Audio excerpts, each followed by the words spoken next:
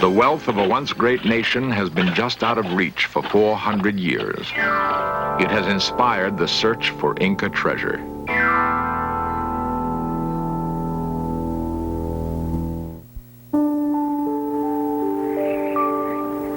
It is believed that somewhere in the high mountains of Peru lies wealth beyond imagining. Gold, the lost treasure of a great empire. The empire was called Tawantinsuya, Kingdom of the Inca. White men called it something else. For them, it was El Dorado.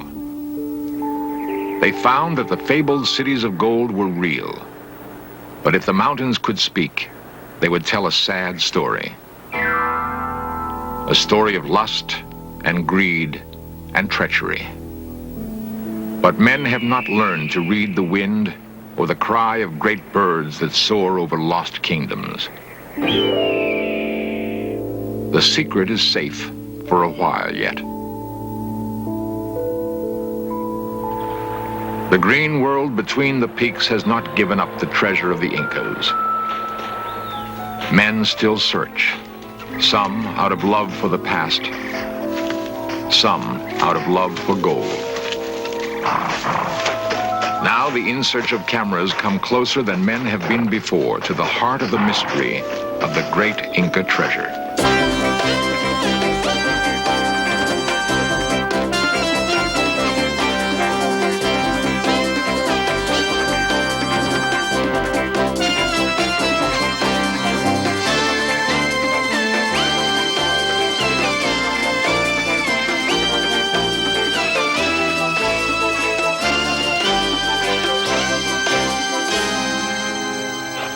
The wealth of a once great nation has been just out of reach for 400 years. It has inspired the search for Inca treasure.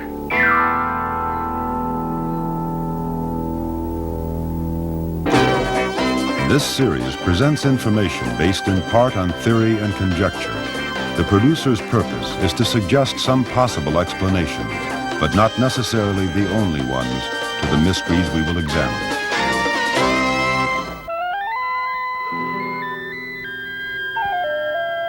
The great spine of the Andes Mountains accents one of the most diverse environments in the world.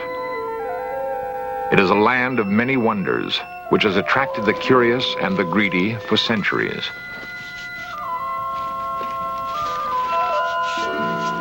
For some, there is wealth enough in the remnants of the Western Hemisphere's first great civilization. For others, pottery shards and broken masonry are not enough. They seek the precious yellow metal called gold. The mountains and jungles of Peru have provided an irresistible lure for centuries. There's the romance of faraway places and people with exotic customs, the feeling of being in a Shangri-La, somehow cut off from the crush of too many people in too little time. There's another ingredient in this appealing mix, the promise of treasure beyond imagining. It's a promise that has touched off wars and launched brave men on great adventures. The great city of the Incas was Cusco. It lives on, even though the empire it gave birth to is gone. The streets of Cusco are full of the modest sounds of commerce now. Once they echoed to the marching feet of an imperial army which enforced the will of god kings on 12 million subjects. The people of Cusco have endured. They are descendants of a race which conceived, conquered, then lost to a handful of Spaniards, one of the world's most remarkable empires. Yet, relatively little is known of the roots of this remarkable people. The ruined Inca fortress of Sacsayhuaman is testimony to the Inca genius for building. Strong backs needed to haul great weight were conscripted from conquered peoples. The massive masonry was perfectly tooled, built to last forever. Thousands of artists labored directly for the state to embellish the palaces of priests and princes. The Inca excelled at engineering and advanced methods of irrigation and crop management.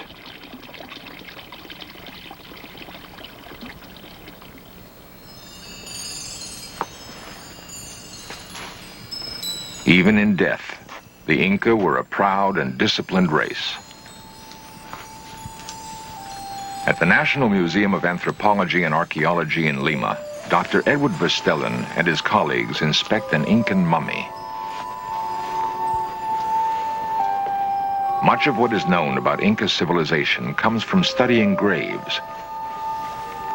The things a person considered important in death say much about how he lived his life.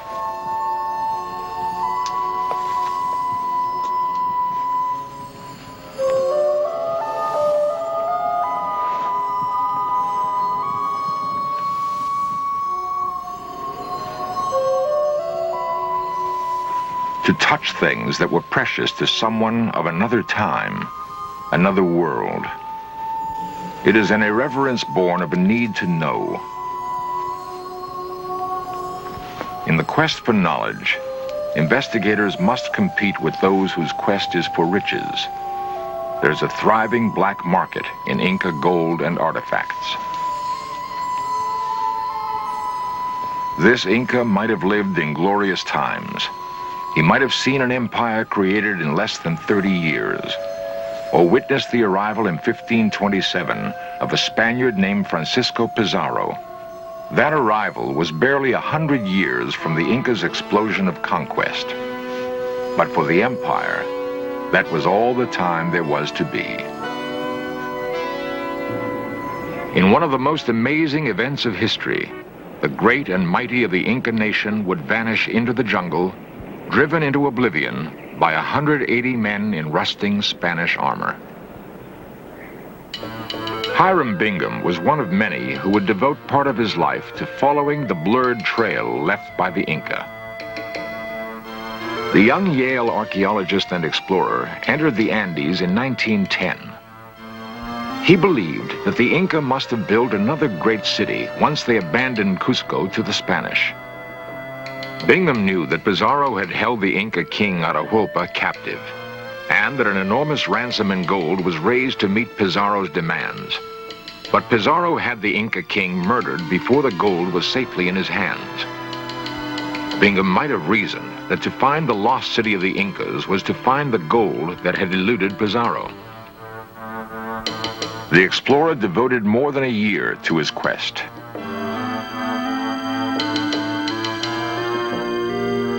Then, one insufferably hot day in July 1911, Bingham thought he'd found the mythical city.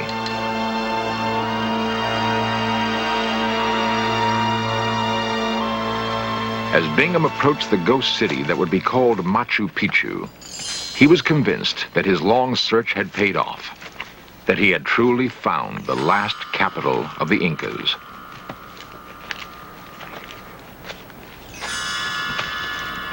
He found temples, but no hoard of treasure.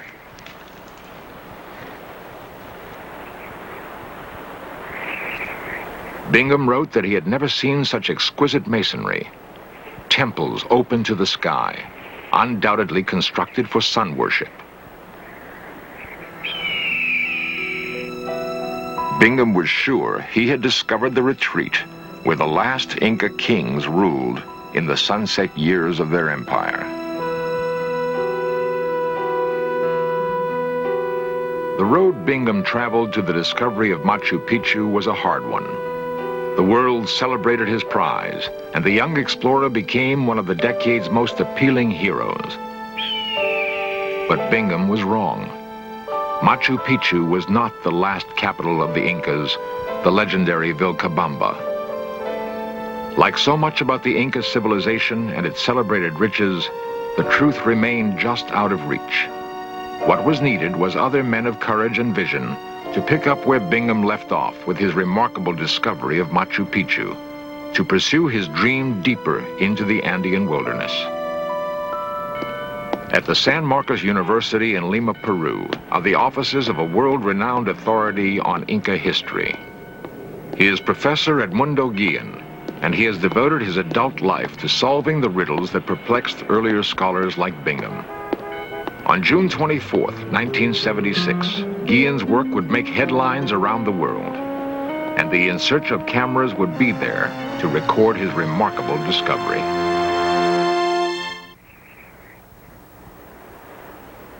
In a quiet valley of the Rio Pampacona, northeast of Cusco, the stage is set for one of the great modern feats of exploration. It is 1976, and men have traveled to the moon in spaceships. But to travel here means saddle sores, blistered feet, and aching muscles. For Edmundo Guillen, it is a small price to pay. Together with 10 colleagues from Peru and Poland, he is setting out on a great adventure.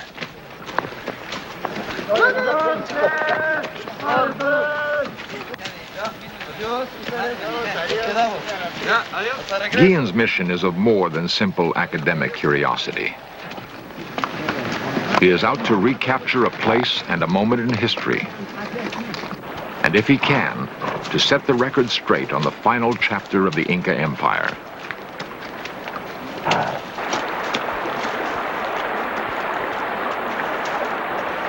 The popular belief is that Pizarro's murder of the Inca king Atahualpa brought the old empire instantly to its knees. Guillen thinks that murder was just the beginning of the end for the Inca.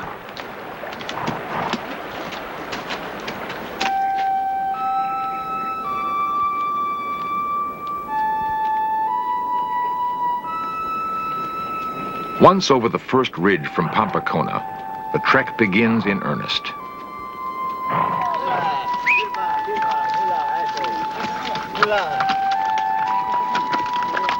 Hiram Bingham saw this country before Edmundo Guillen was born. He gloried in its breathtaking beauty and struggled valiantly to unlock its mysteries. But Bingham did not have the blood of Incas in his veins. Guillen does.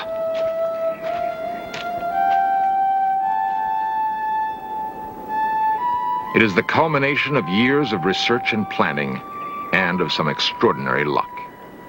In the Spanish archives at Seville, Guillen discovered letters written by soldiers of the king sent to battle the Inca. They described Vilcabamba in detail, including the neighboring geography.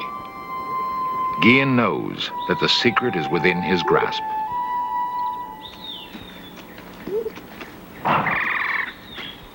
One Spanish soldier wrote, "When I entered Vilcabamba, the city was desolate. The palace of the Inca burned. The food storages sacked."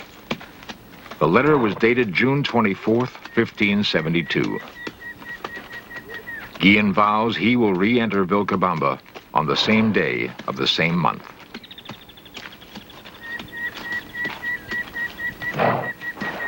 Each tree along the route could be a signpost. Each valley might be the one described in letters written by Spanish soldiers.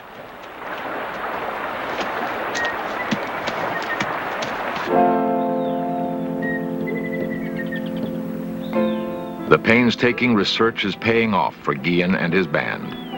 There are minor discoveries to be made almost every day of the long trek. Tantalizing portents of what may lie beyond the next stream, over the next ridge. Along a river named on no map, Guillen and his band are intrigued by what seems to be a cave entrance.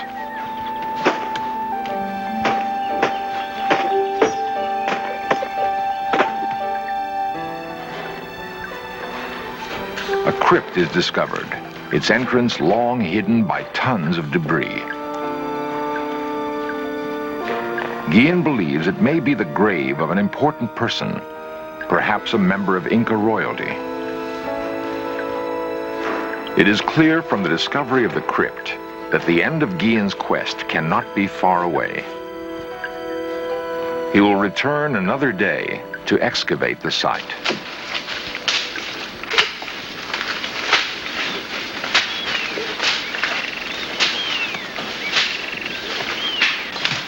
Great effort is still required if the last chapter to the Inca Empire is not to be written from the memoirs of some long-dead Spanish priest who may have been angered because proud savages worship the sun. There are only 2 days left if Guillen is to make his rendezvous with history on schedule.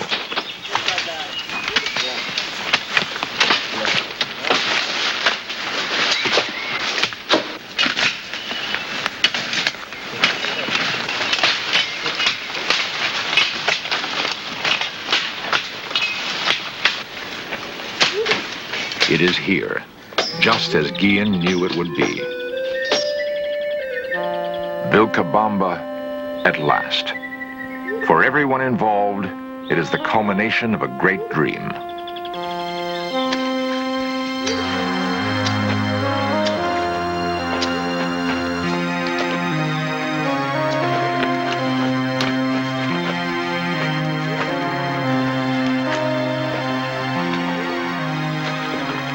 It is 10 a.m., June 24th.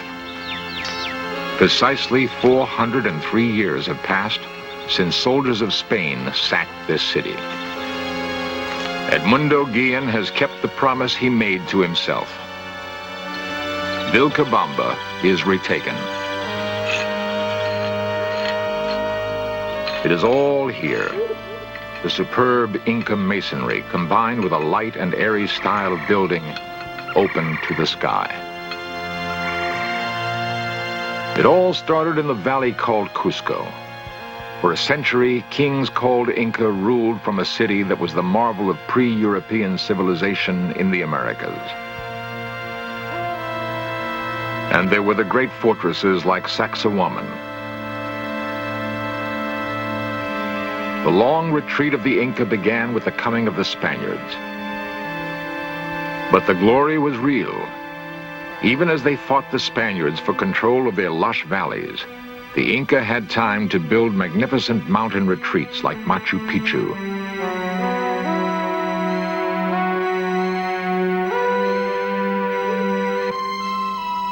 Guillen believes he has at last discovered the real thing, larger by far than Machu Picchu. From records left by 2 Spanish friars who visited Vilcabamba in 1570, Guillen begins to reconstruct the city in his mind.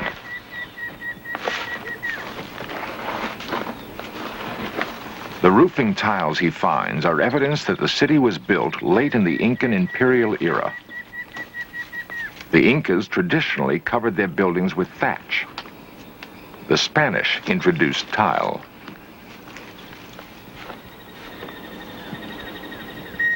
There will be time for only a brief survey of his remarkable discovery.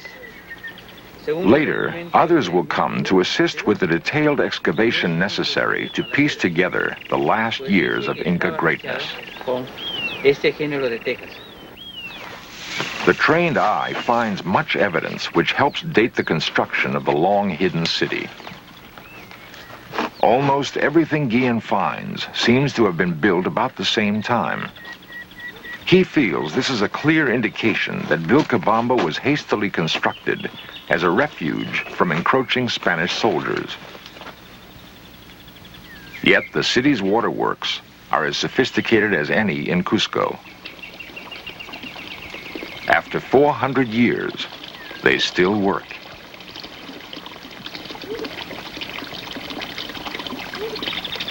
The city was carefully planned and could have withstood a long siege by any army.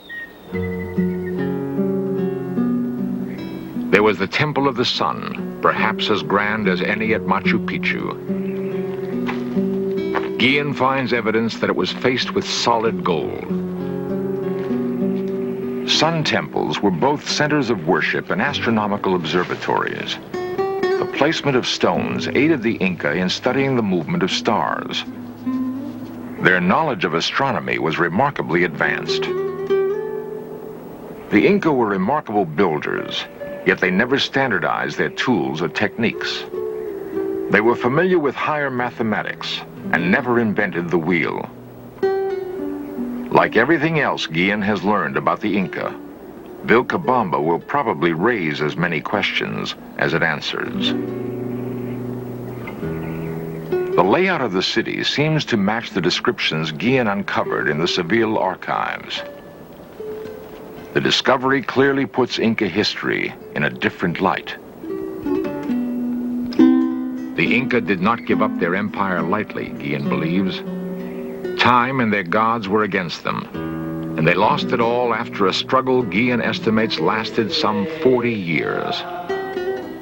Still, it is good to be home.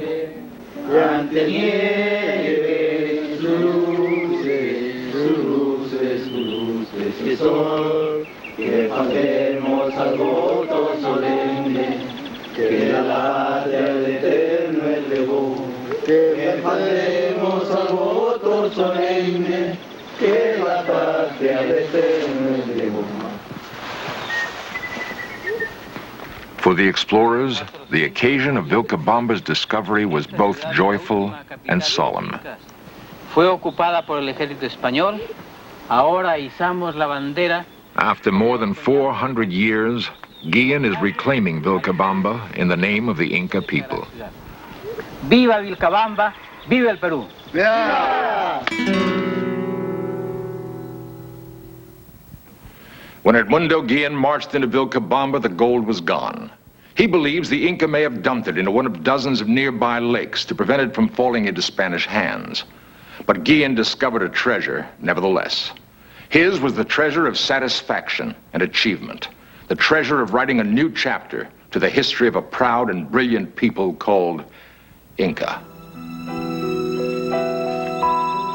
Within weeks, Guillen's discovery would make headlines throughout South America and the world. Ahead lay many months of hard work, excavating the ruins of Vilcabamba, seeking clues to other unresolved mysteries about the Inca. For now, Guillen could rest secure in the knowledge that he had made answers possible. Pasa, ¿no?